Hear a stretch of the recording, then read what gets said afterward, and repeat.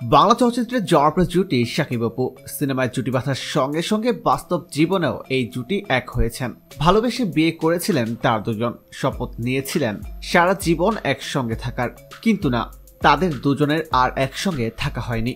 অপু বিশ্বাসের সঙ্গে ডিভোর্স হয়ে গেছে শাকিব খানের। ডিভোর্সের পর তাদের দুজনের মধ্যে মনোমালিন্য এবং দূরত্ব থাকলেও এখন আবার তাদের সম্পর্ক ঠিক হতে শুরু করেছে। শাকিব অপুর একমাত্র পুত্র সন্তান আবরাম খান জয়। বাবা মা দুজনেই ছেলে জয়কে অনেক ভালোবাসেন।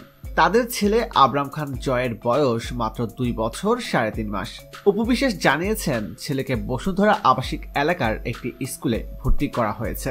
প্রতিষ্ঠানটির পি স্কুল শাখায় নিয়মিত যাচ্ছে ছোট্ট আবরাম। সন্তান স্কুলে যাচ্ছে, তাই বাবা শাকিব খান আর মা অপু বিশ্বাস দুজনেই অনেক খুশি। 13 ডিসেম্বর জয়ের স্কুলে একটি অনুষ্ঠান ছিল। সেদিন থেকে স্কুল 1 মাসের ছুটি হয়েছে। ওই ছুটি উপলক্ষে স্কুলের ছাত্রছাত্রীদের সবার মা বাবাকে আমন্ত্রণ জানানো হয়। সেই আমন্ত্রণে ছেলে জয়কে নিয়ে গিয়েছিলেন শাকিব অপু। স্কুল কর্তৃপক্ষের ঘোষণা অনুযায়ী সন্তানের সঙ্গে বাবা মাকেও ম্যাচিং করা পোশাক পরে আসতে হবে, যে কারণে সন্তানের পোশাকের সঙ্গে মিলিয়ে একই রকমের পোশাক পরেছেন শাকিব অপু। অপু বিশ্বাস বলেন, সন্তানের সুখ এবং আনন্দের কথা ভেবে আমরা দুজন একসঙ্গে হই।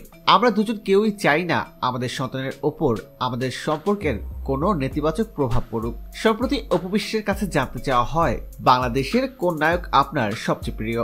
এই প্রশ্নের উত্তরে অপু বিশ্বাস হেসে বলেন, শাকিব খান।